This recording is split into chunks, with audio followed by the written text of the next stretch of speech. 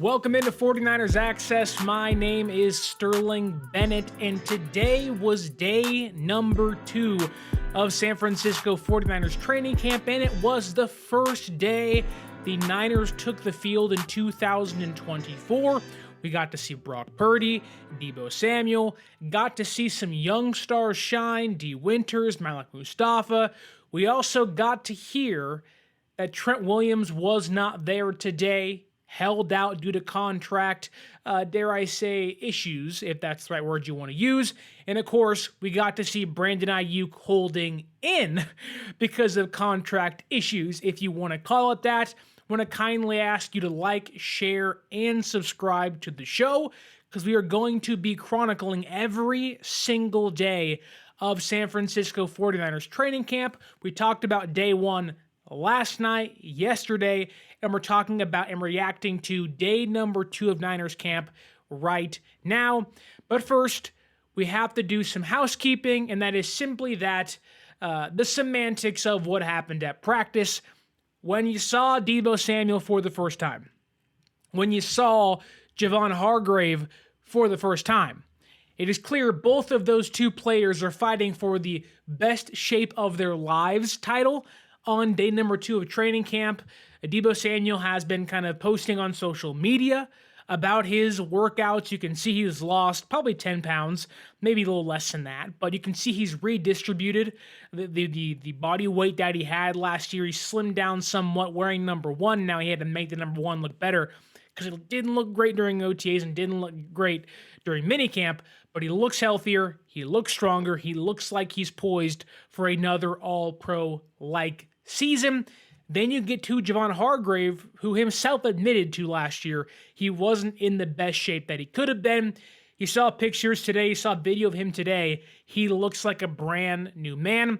If I were to go on a limb, I would assume he's lost about 10 to 15 pounds. I mean, that's how big, how drastic the weight change has been, where you have two guys, a receiver and a defensive tackle, that are older. They're almost near 30s. Hargrave is in his 30s, that have changed their bodies and got themselves, again, arguably in the best shape of their lives, heading into what could be the last dance for this core. So a great way to start off day or practice number 1 for the Niners.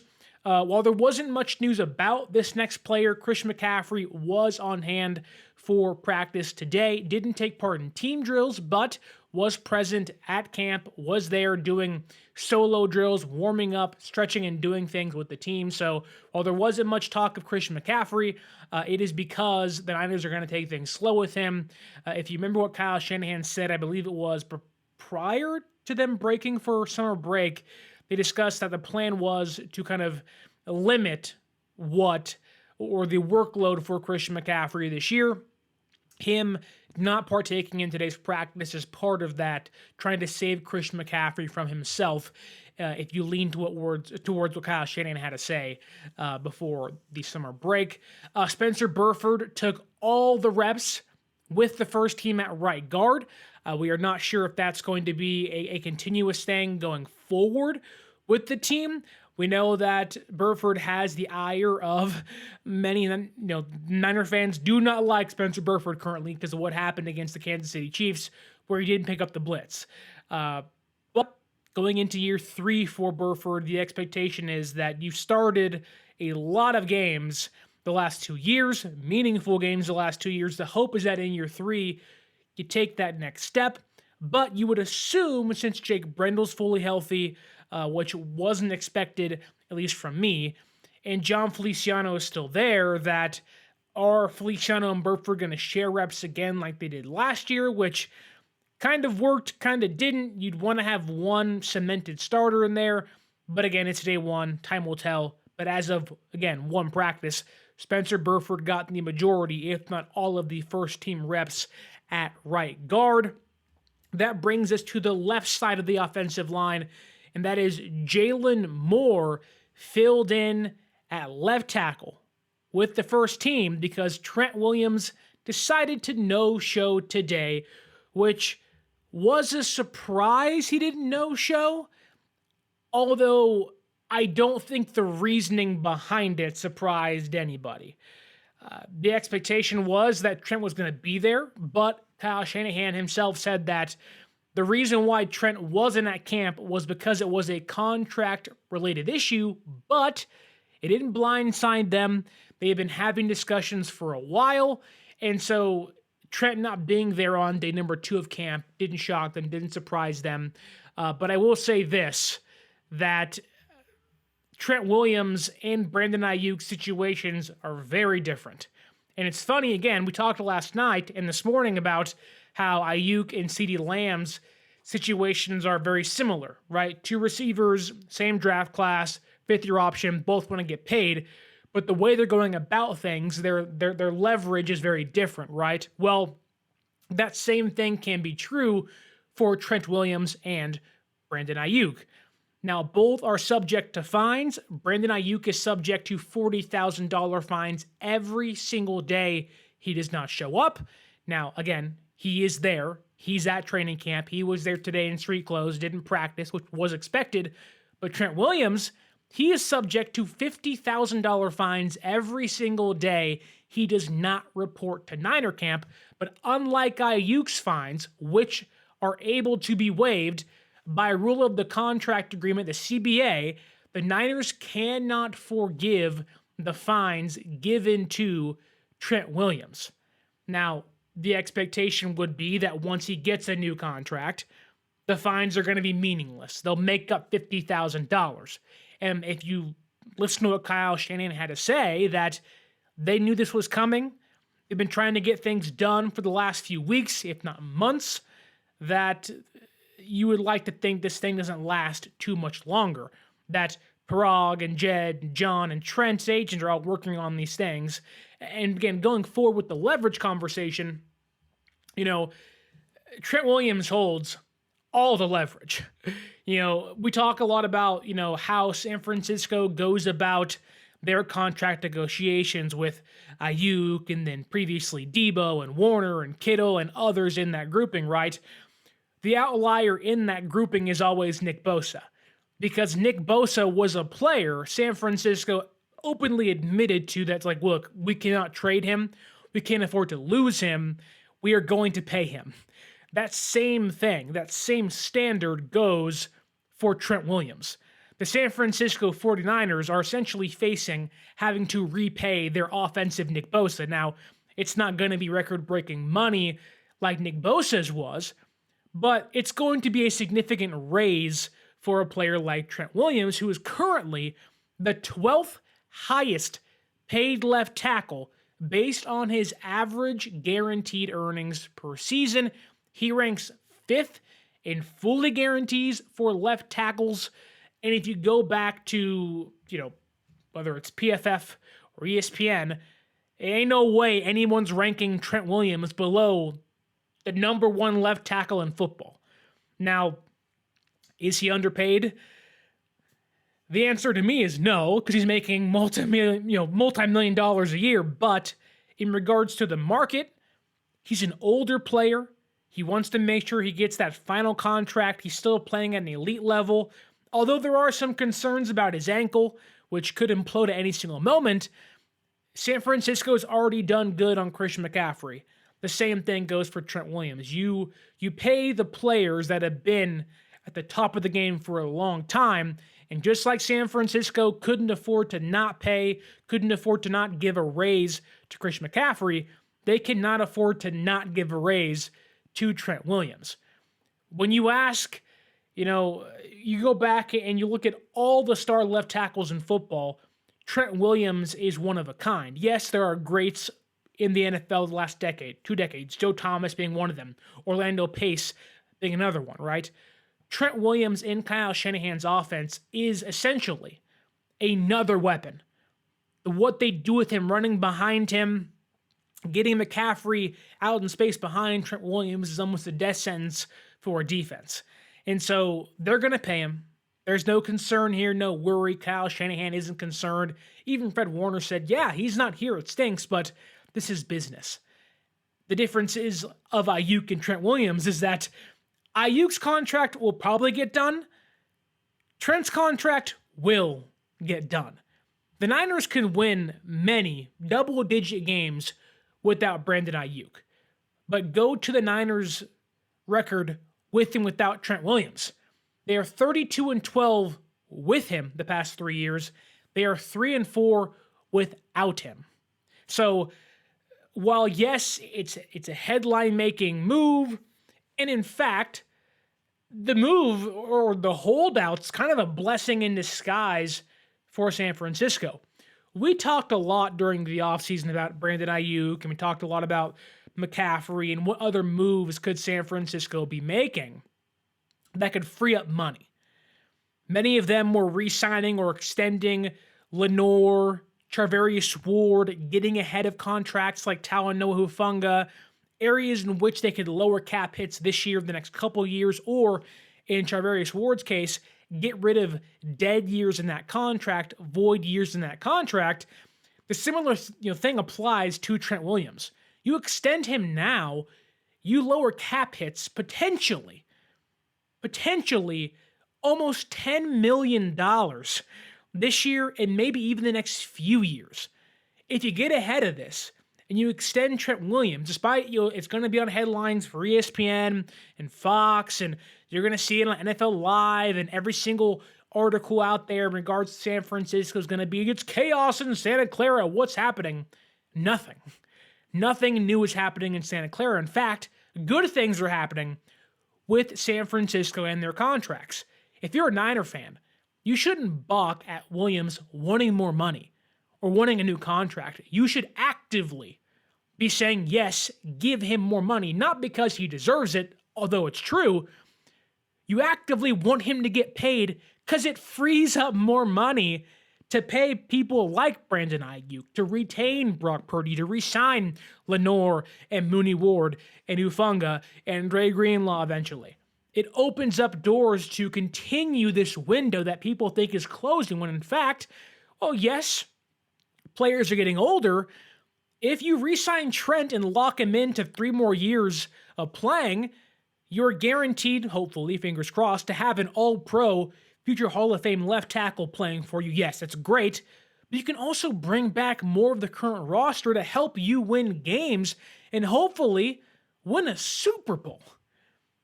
And I know Bobo's in the comments saying it shocked them that he held out. It didn't shock me at all. It made a lot of sense. Ernie Chavez says, no Trent, no problem. If no Trent week 1, I'm worried. Ernie, I get you. If San Francisco, for whatever reason, tends to, kind of play chicken with him, that's a concern. The difference is, like Nick Bosa, they realize they have to pay Trent Williams. He's not Aiyuk. He ain't a Kittle. he ain't insert other player they would like to re-sign. He isn't Raheem Mostert a handful of years ago. They know they need to re-sign Williams for a variety of reasons. I want to shout out Jim Everett the Great. Rams house in the house. Well, my question is whose house? Because it definitely isn't your guys's. It's probably ours. But happy the Rams fans are in here. Going to be a great year for both of our teams. NFC West is going to be crazy this season. Seattle's okay still. We're really good. The Rams, I think, are honestly a dark horse Super Bowl team if they can get the defense right. I don't want to say that loudly, but it might be true. JJ says on Facebook, Trent is a beast. Pay that man. You're right, JJ. They are going to pay that man. I would expect it to happen very, very, very soon. Very soon. In Leon Sandcastle, one of the greatest names ever. In fact, Leon, I don't know what Madden it was. And I get it. It's a Deion Sanders character he played on or at the NFL Combine, but you can actually play as Leon Sandcastle in a Madden game. That's awesome. Anyways, Leon Sandcastle says, get Jalen Moore his snaps. Trent hasn't had a fully healthy season in like a decade. He'll miss a few games. Moore has got to be ready. He can use the reps. Trent doesn't need to be there right now. No tackling. You're right. That's one thing that has to be said. There's no pads. Any offensive line play, defensive line play is almost null and void. It means nothing, right? Even receivers and defensive back play at times, depending on the play, means nothing. There's no pads. You can't get physical. None of that stuff. But man, I agree with you. And this almost goes in the vein of Ricky Pearsall. He's missing reps, missing valuable reps. Jalen Moore, although you don't want him out there ever, there could be a time like there was last year and even 2 years ago when it was Colton McKivitz that Williams does miss time. You have to have your guys ready, although it's practice number 1. You want to make sure your backups are ready to go. And so for Jalen Moore, however long this is, it's funny because during the NFL draft process, Kyle Shanahan and John Lynch tried to tell the fan base they liked Jalen Moore a lot. And to that I said, seriously? Like, since when? That said, it's not like he doesn't need to be ready if and likely when Trent goes down for a game or two. So I agree with you. It's valuable reps now. You just hope that he actually gets to have those when the pads come on to see what he can do. Some guys pop late in their career. He isn't old. He just hasn't proven much. So time will tell. But I would not look at Trent Williams' holdout as a big deal. Honestly, this thing could get done tomorrow, and I say, yeah, it makes sense. Like, they know they have to get the deal done. Moving on to the guy who is not holding out, but holding in. Brandon Aiyuk. Kyle Shanahan admitted today that it was a hold in. The expectation isn't for Aiyuk to practice unless they get a deal done. They still want to get a contract done with him, but with every single passing day, there are new layers to the Aiyuk saga. It's not just he's holding in. It's not just he's not going to practice now. It's Brandon Aiyuk has a sore back and a neck. I don't know how that happens unless you're working out and practicing, but I digress. I'm not Brandon Aiyuk. Obviously, he's been doing work away from Levi's Stadium, but it's not just, holding out. Now it's, oh, you're also injured. Now, probably isn't too serious, mind you, but something to keep an eye on. You don't know how long these things can linger, but holding in, yes, like Bobo asks here, means no fines. If you're there and you're in team meetings and you're injured, like Aiyuk is saying, you don't get fined. You do not get fined, which could be a ploy. I won't say that, but maybe it is. Who knows? But Mike Silver today, this afternoon, released an article on the San Francisco Chronicle, and he was detailing the differences of Trent Williams' holdout and Aiyuk's hold in. And he said this, and it goes back to what I said yesterday and weeks ago and throughout the entirety of the offseason, that Aiyuk has continually missed the boat on when to enact his negotiation tactics. Every single time, whether it's the draft or asking for a trade or even showing up yesterday after asking for a trade. Those are things you don't do to tell the team you're trying to negotiate with, this is serious, I'm not going to play. And there was a quote from an organizational source that talked to Mike Silver today in regards to Brandon Aiyuk's contract negotiations that said, the way Aiyuk has carried himself, seeing him interact, it didn't create a real sense of fear that this won't get done. Now, to many, that's a duh.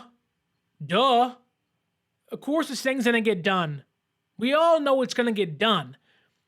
But it just shows you that not me talking, not you talking. I see it in there, Lori, saying Aiyuk's running his mouth too much. Ernie Chavez, Bobo, AJ Cruz, what's up, guys? Not you guys. Not me. The Niners organization doesn't take Aiyuk's tactics seriously. Like, come on. When you do that, I would not be shocked, because San Francisco is not going to cave here, that Aiyuk can ask for $30 and $30 and $30 million every single time. I would not be shocked if he actually takes that $26 million offer anyways. Would not be shocked now. Because he's almost made this a joke. It's a running joke of what's Aiyuk gonna do next that no one takes seriously. I clowned him for even showing up yesterday. Why? If you want to be taken serious, your actions have to match what you're saying. But they never have. Which, honestly, is a good thing for Niners and the fan base. He obviously wants to be here. And you know who else wants to be here? Fluffy Ninja's wife, Yolanda. She's a first-time listener. Thank you so much, Yolanda. Hope you're having a wonderful, Wednesday afternoon, celebrating Niners practice, Niners football back in our lives for the first time. Let's move on to some injury news, because there was some not-so-serious injury news, and there was potentially some serious injury news today. The not serious injury news is that Demetrius Flannigan-Falls limped off the field.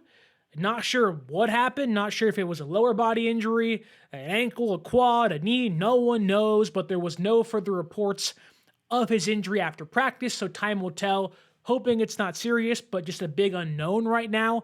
Leonard Floyd, who was signed this past offseason to be this next great edge rusher opposite Nick Bosa. The first play of practice, he injures his calf, or what looked like his calf, and limped off the field. Thankfully, he later returned, and it seems like it may have just been a cramp. I don't know about you. It's 105 degrees where I'm at. 100 degrees where I'm at. I'm sure the heat at Levi Stadium was not doing those guys well. You gotta drink your water. You gotta hydrate, folks. Get your electrolytes in. Liquid IV, some Gatorade, although I wouldn't. Gatorade has too much sugar in it. But drink your water. Hydrate. Probably a cramp. Happy he was back. He's played 108 straight games. Hasn't missed a game since 2017. In the first play of practice with the Niners, he gets hurt. Again, it wasn't serious. He was out there again, but could be something to look out for. The Niners have had this weird thing where they sign a guy who's been an all-pro for the last 5 years, and he sucks in San Francisco. My mind goes back to Nate Clements, right? He was a great Buffalo Bill, one of the best cornerbacks in football. Gets to San Francisco. Terrible. One of the worst signings ever. I'm not going to put that juju on Leonard Floyd. I'm just saying, when you haven't missed 108 games, and you haven't missed a game since 2017, in the first play of practice, you tweak the calf, you steer clear from that right there. Keep me away from that. But there actually was some serious injury news today. No, it wasn't anything crazy like a torn ACL or a torn UCL, but rookie running back Isaac Guerendo, according to Kyle Shanahan, looked like he hyperextended his hamstring. I'm not sure how you hyperextend your hamstring, but I digress. I'm no doctor. Guerendo will undergo further evaluation to see what the severity of the injury is, and this has been a big thing for him. This is why the Raheem Mostert comps are great, but they're all too realistic. It's a guy that in college, shows so much potential, but injuries after injury after injury, bounces around from team to team to team, and after team, number 7 for Mostert, finally finds his stride in his late 20s, now doing great things with Miami. Isaac Guerendo, very similar, right? Never had 200 touches in college. I think the most touches he had in one single year at Louisville was 102 or 112 or 120, around that range. It wasn't much. He was a rotational back that had starting potential.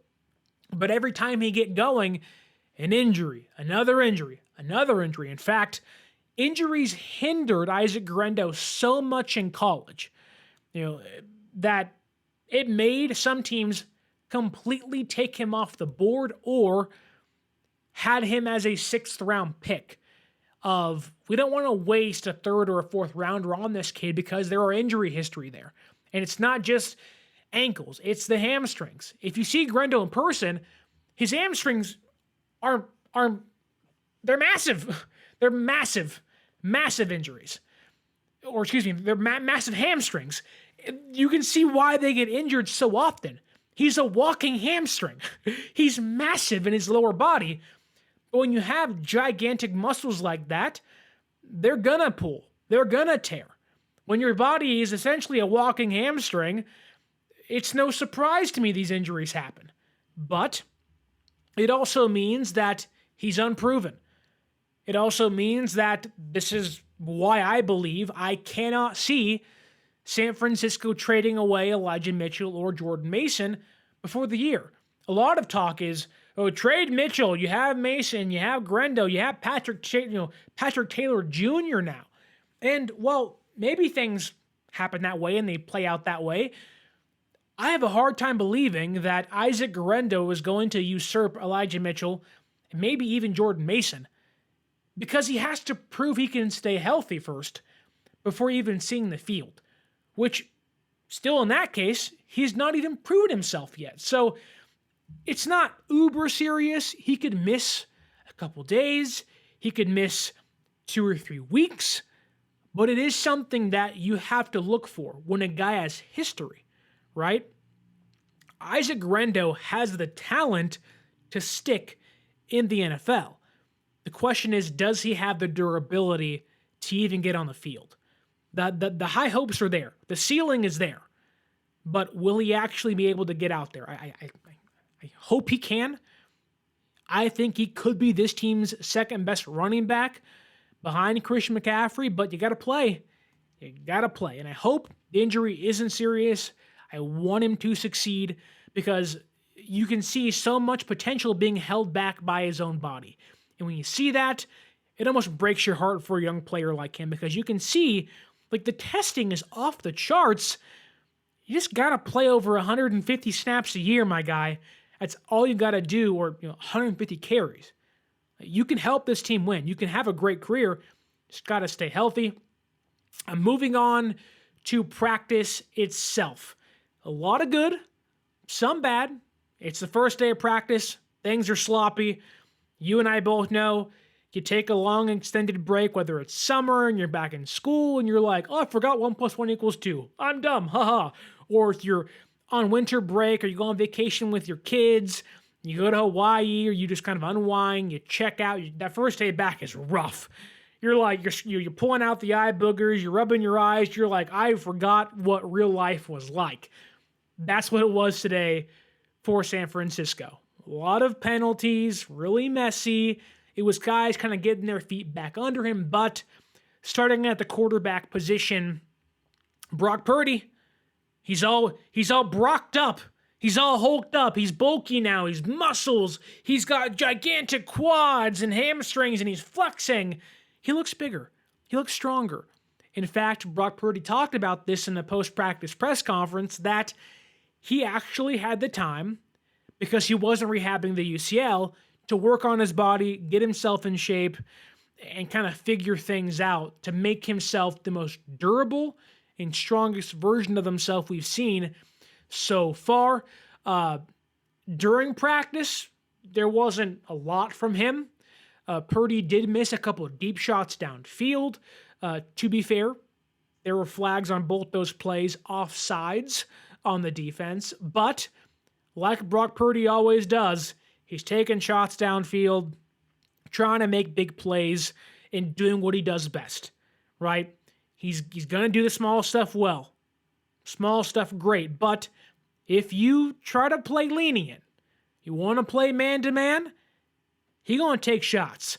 And that is still true today. When it was in the Super Bowl or in the playoffs, Brock Purdy is still Brock Purdy even on day one of practice.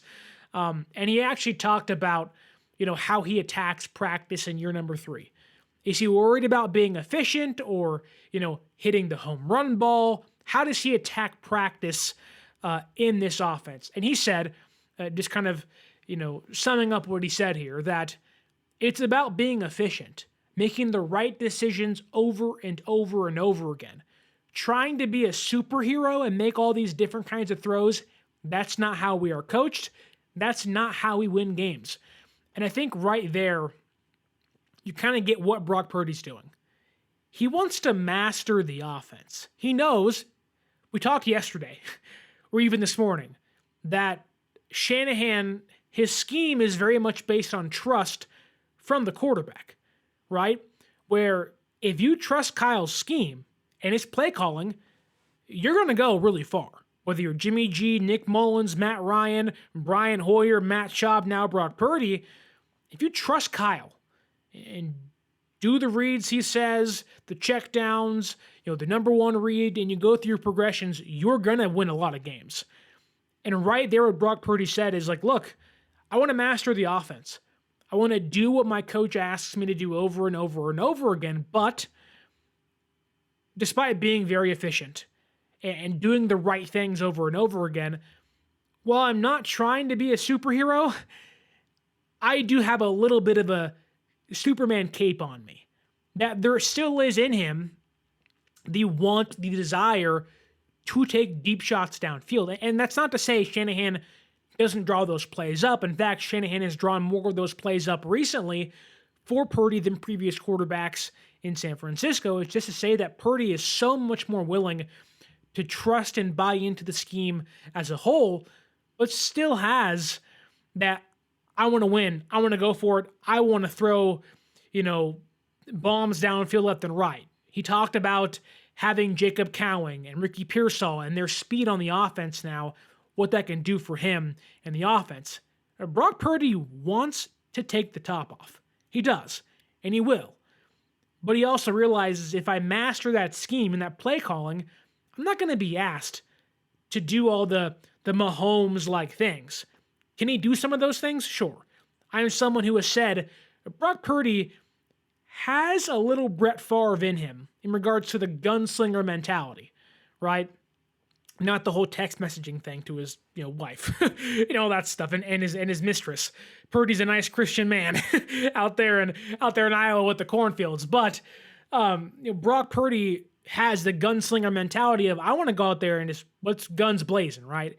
But also I trust the scheme so much that I believe in what Kyle's saying, and we saw some of that today. Now, it was only one play, but we know who Brock Purdy is now.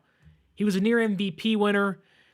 By all means, could have won, although Lamar Jackson was great, and so was Josh Allen, and so was Christian McCaffrey. We know who he is. He's a great quarterback. He's a top 10 quarterback, my number 8 quarterback on my quarterback tier ranking this year, or headed into this year. But today, Brock Purdy's first throw of practice, a perfect 25-yard floater on the run to third-string tight end Eric Saubert downfield. Saubert goes up and gets it over Devondre Campbell next to the sideline, and that's what it is right there. It's master the offense, but it's not just mastering the scheme and where to go with the ball. It's the ability to make, or it's the ability within the play to make the best throw you possibly can. The ability to throw it over a linebacker to make your tight end and give him the ability to be the only person to catch the ball. I'm not going to come up here and just love on Brock Purdy, although it's pretty hard to hate on him. Like, he has some drawbacks at times, but the drawbacks are so minimal that it feels like every single day we hear about these near perfect throws, or if you're there at training camp, you see the perfect throws and are like, oh my God. Like, they lucked into this kid, but he is still really, really good. But good to see day one, Purdy looks good already, looks sharp for the most part. Again, there are some things that'll get cleaned up along the way, but you can see him attacking practice of wanting to be perfect over and over and over again. Unfortunately, for the backup quarterbacks, perfection was a very, very, very long ways away. Very long ways away. We talked about yesterday that it's Joshua Dobbs and Brandon Allen fighting for the quarterback 2 job. I'm someone that believes that Brandon Allen's floor is a lot higher than Joshua Dobbs, but Dobbs has the higher ceiling. Dobbs can make you beat other teams, can help you beat oppositions, whereas Brandon Allen will probably keep you in games rather than being the reason you win those games. But in day one of their quarterback 2 battle, Brandon Allen worked with the second team, Joshua Dobbs with the third team. Brandon Allen, I think, looked better today, had a couple of nice throws to Jawan Jennings, and kind of looked sharp for the most part, although late in practice, he did almost throw a interception off a check down to Jordan Mason, so can't do that. Cannot do that. And Laurie Matthews, the only quarterback controversy is quarterback 2. It is a quarterback 2 controversy, no longer a quarterback 1 controversy, but back to Joshua Dobbs. So Brandon Allen, relatively nice day, relatively solid day. Had one kind of hiccup, but it wasn't a pick. It was an almost pick. Wasn't great. Wasn't terrible. He's fine. Solid day for Brandon Allen. Joshua Dobbs, not a great day. I don't love saying this, but of those two people, Allen and Dobbs, Allen has looked the best so far, today being his best day between OTAs and minicamp and now training camp, although it's only one practice. Joshua Dobbs has really struggled throughout the three pieces of the offseason program so far.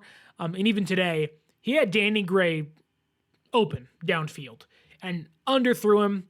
The ball gets picked off by Malik Mustapha, and you're just like, man, like, no one's asking you to be crazy and be this amazing backup quarterback. But like I said yesterday, this is probably their weakest quarterback room since 2021, maybe even last year during training camp when you had Allen and Purdy and Lance and Darnold. It's just not a great room outside of Brock Purdy. There's a lot of inconsistencies there. And that's okay if no one gets hurt, but if someone goes down, yikes. That said, Brandon Allen so far is the leader in the clubhouse for the quarterback 2 job, in my opinion. I'm moving on here to actually a relative surprise. I am someone that had walked into training camp in the offseason into this season saying, of the receiver room, my eyes are not towards Danny Gray. And after the last 2 years, it's easy to come to that conclusion. But there is a lot of potential still there. Like, you go back and listen to the podcast on Spotify or Apple throughout the 2021 draft process, we are all over Danny Gray. What he showed at SMU was phenomenal. It blows your mind how he's not translated to the NFL in this scheme well. Because there's deep crossers, he's fast, he had good routes, he can run in space, he had yak, and it was like, this guy screams Kyle Shanahan. And for whatever reason, he's been hurt in the doghouse and just can't find his way on the field consistently. And maybe it is a year 3 jump for him, but if it was, or it's going to happen, today was a good start. We've all forgotten about him. There's no expectations on you now. You still have the speed. You still have the potential. He's a good player. Like, he can actually be something in the offense, and I don't want to say that, one great day equals a great camp, because it doesn't. You can still get cut, obviously, but I think we often kind of write off players, whether it's TDP or Trey Sermon, now Danny Gray, and others, mind you, that if they don't play in the first few years, they're a bust. And sometimes that's true. Sometimes guys are late bloomers. Maybe it's taken 2 years after a rough couple, injuries and doghouse stints for Danny Gray that this is his big year. Today he had crisp routes, ins, outs, deep crossers looked good. The hands, no drops today. I think, being overlooked might be the best thing for Danny Gray. No longer are you a 3rd round pick supposed to be this team's 3rd string slot receiver.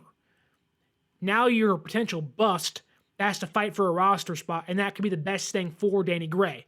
There is some pushback. There is some, interference in regards to where your NFL career is going to go. Let's see what you're made of. Are you going to just fold when things get tough? Or are you going to be a diamond? Today, Danny Gray, he's a diamond. Really good day. Hope he continues to play well. If San Francisco walked into this year with Debo, Aiyuk, Jennings, Pearsall, Cowing, and Gray, that's a lot of young, explosive receivers with speed. And when you talk about being dynamic, that would be arguably the Niners' most dynamic receiver room probably since Rice and Owens. That's crazy. That's freaking crazy. Now, time will tell. It's one day of camp, but then you add in guys like Chris Conley and Ronnie Bell and others in that room, Tay Martin, right? Tariq Owens. If those are practice squad players for you, great. The depth is there finally, right? So it's one day. Hope it continues, but a good day for Danny Gray so far. Moving to the defense, D. Winters. Kyle Shanahan has said that D. Winters has taken a huge jump going into year 2. And that was the hope, right? There wasn't much talk of him playing last year unless injuries happen. Injuries have unfortunately happened this year to Dre Greenlaw. There are some questions about Devondre Campbell. Will they get last year's Devondre Campbell? Will they get 2021 Devondre Campbell? Who's he going to be as he enters his 30 years of age and about 8 years in the NFL? So there is some uncertainty there. It's a group. It's a positional group I have questions about, but D. Winters has flashed at TCU, and if he's taken a big jump, maybe this is Dre Greenlaw's last year in San Francisco. Maybe it is D. Winters' time to take over his job. Now, I'm not saying that to be a fact. It's just that he's, late round pick, diamond in the rough. There's potential there. He has the speed and the coverage skills to do that. He just needs to learn the defense and be consistent. Hopefully in year 2 he can do that. Again, linebacker room has so many questions. Who was going to be in that room? Is it DFF? Is it Tatum Bethune? Is it Campbell? Is it Winters? Is it Curtis Robinson? Who's Jalen Graham? Who is going to start next to Fred Warner? You pencil in guys, sure, but you got to have somebody step up. And if Winters is making a big leap, that's great news for San Francisco. We have to see it, obviously, but it's day 1. A great sign today in the secondary, in another positional group that has a lot of question marks, is Malik Mustapha. I am someone that, if you watch his tape, go back to my scouting report, you will see me talk about him being him being a playmaker like Jair Brown, similar stuff where I was on 95.7 The Game on draft night, day 1, day 2, and day 3, talking about that he's probably the best safety in the draft. There were maybe guys that had, better scouting reports, but overall tape-wise, Malik Mustapha was one of the most well-rounded safeties in the entire draft class. And now you have a room that has Jair Brown going into year 2 who has high hopes, but there are still some question marks of can you prove it again? You don't have anybody behind Hufanga outside of Mustapha. Then there's Taylor Hawkins and George Odom, special teamers, right? Unproven vets, right? If Mustapha can show what he did today, he walked into day 1 of training camp and said, this is my field. I own it. I'm going to assert myself on the gridiron. Malik Mustapha today not only picked off Joshua Dobbs for the first interception of training camp, but he also forced a fumble and nearly got the recovery on Juwan Jennings. Like, this kid, who knows what he'll be, but in day 1 of training camp, already has a nose for the football. He's walked in to camp with, like Kenny Niners says here, with the chip on his shoulder, right? No bowl game last year for FSU. They want to come in and make it a point that we shouldn't have been passed over. Malik Mustapha has maybe carried that over into his NFL career of, I don't want to be looked over as a potential starting option if Hufanga can't go. You've seen the pictures. Lori says it here. He's built like a machine. This man looks like he is on steroids. He's not, but he is thick. He's dense. He's a great tackler at the college level. He was really good in coverage. And you see in one day, he has a knack towards being around the football. You want to play in the NFL? You get takeaways. You force turnovers. Jair Brown, similar player. Hufanga, similar player. And I don't want to say this because it might sound asinine, but I already have, so I'll say it again. There's a real chance that whether it's this year, next year, whenever it is, Malik Mustapha might already be better than Jair Brown, but could be this team's best safety even if they re-sign Hufanga.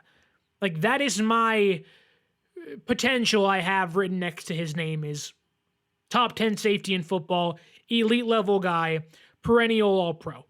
I truly believe he can be that, but you will see. Great first day for him, making a statement early in an undecided safety room.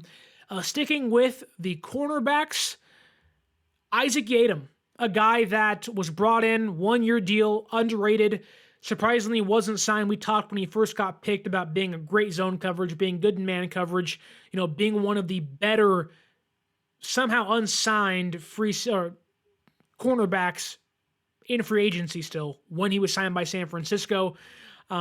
He was really good at OTAs, good in mini camp, and he carried that over today in training camp. Him and Juwan Jennings were going back and forth a couple times, and even had a nice pass breakup against Deebo Samuel. So I know the cornerback room has some questions as well in regards to, is Lenoir playing nickel or is he playing outside? If he plays nickel, who is playing outside next to him or opposite Trevarius Ward?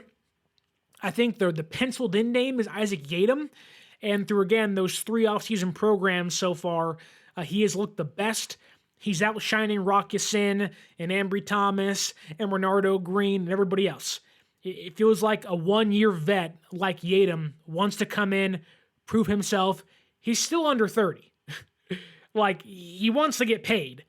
And if you have back-to-back good years, Isaac Guerendo could be up for big money after this season's over with. Or could work himself into a deal with San Francisco that if they don't want to re-sign Mooney Ward and they like Guerendo a lot, maybe they re-sign Guerendo and re-sign Lenoir and let Mooney Ward walk.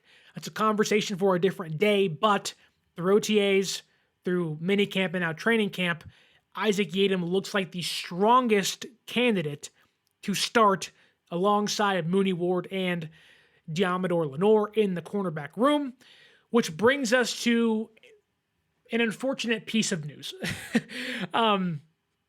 Nothing happened. It's just, there is FOMO for a player like Cam Latu. And when you hear Kyle Shanahan talk, you hear Brock Purdy talk, you hear other leaders on the team talk about other positional groups, it's not usually who they mention, it's who they don't mention.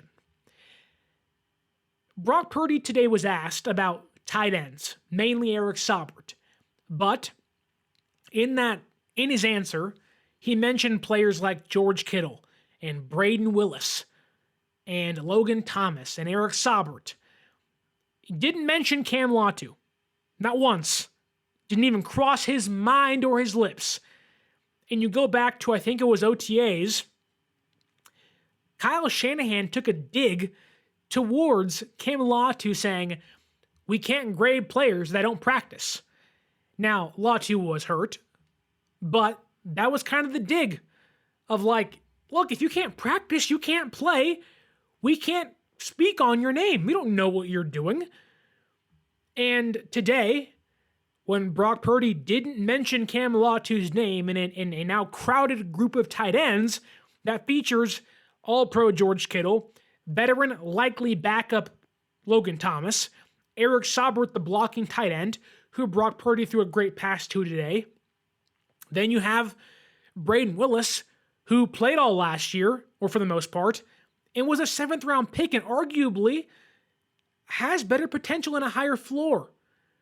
Like, it does feel like that when you speak about Cam Latu, and I hated the pick from the beginning, when you speak about Cam Latu, you're going to put him next to names like Trey Sermon, like Ty Davis Price, and you hope to God, not Danny Gray. A 3rd-round pick whiffs by San Francisco kind of already feels that way for Cam Latu when he's not in the coach's mind and he's not in the quarterback's mind when asked about his specific positional group. So Cam Latu is kind of a non-factor. We'll see how camp goes, but on day one, was nothing but negativity. And there was no bad news of his practice. It was just, we forgot Cam Latu was here. And I think that's kind of the story of his career so far. Tears his ACL after a terrible training camp last year, walks into this year already injured, and kind of the forgotten man in that room, but also hasn't progressed much at all. Our final bit of news today, because it goes back to one of my bold predictions of training camp, that the San Francisco 49ers kicking woes were going to continue, and that they were going to bring in another kicker to kind of go back and forth or have a battle with Jake Moody with, right? And day one, only one day, mind you, but day one, Jake Moody put that bold prediction not to bed, but certainly patted it on the head and put it in the bed. Didn't tuck it in just yet, didn't give it some warm milk, but certainly when you go 4 for 4 and you hit a 51-yard field goal, you got to give credit where it's due. Jake Moody on day one, pretty good so far, but overall, a good first day of practice. There was some big headlines. Aiyuk holds in, who actually got called into John Lynch's office, it seemed like, and didn't come back outside. So who knows what that was? You never know. Maybe it was, look, get inside. The media's here. We don't want them seeing you. We don't mind you being here. We're happy you're here, but please get inside. We get the point. That's all speculation, but who knows? But he was called into the teacher's office, the principal's office today, and didn't come back out. So we'll see what happens there. Trent Williams, he's holding out. That's a non-story to me. That deal will get done, but a lot of good today. Mustapha and D. Winters, young players making statements early. No Drake Jackson just yet, as James Wilson points out. He says he's trash. Not been great. Won't go that far, but certainly hasn't been great. No Drake Jackson just yet. No Dre Greenlaw probably for a long time, and no Hufanga just yet. All three of those guys on the PUP list. Ricky Pearsall on the NFI. Hoping we can get Pearsall back by next week, because I want to talk about the first round pick. Who doesn't? But we'll have to wait until next week. Tomorrow, though, day number 3, practice number 2 of 49ers training camp. You don't want to miss it. We'll be right back here tomorrow talking about the takeaways, the practice itself. What did Kyle say? What did Nick Sorensen say? What did the players say?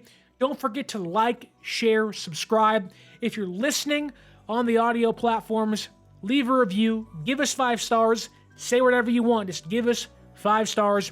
On YouTube, tell us what you thought of day 2 and practice number 1 at training camp.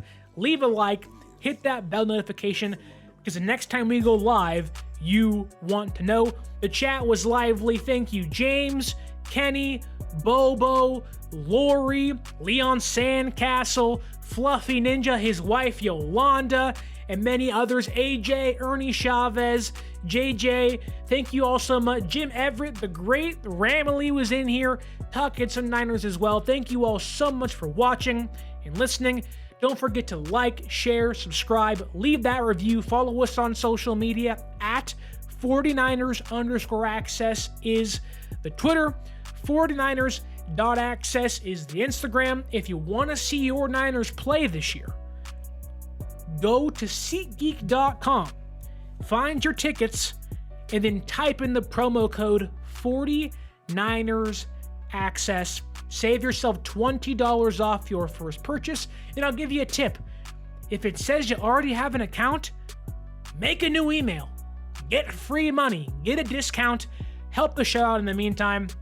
And as always, my name is Sterling Bennett, and until next time, as always, stay faithful.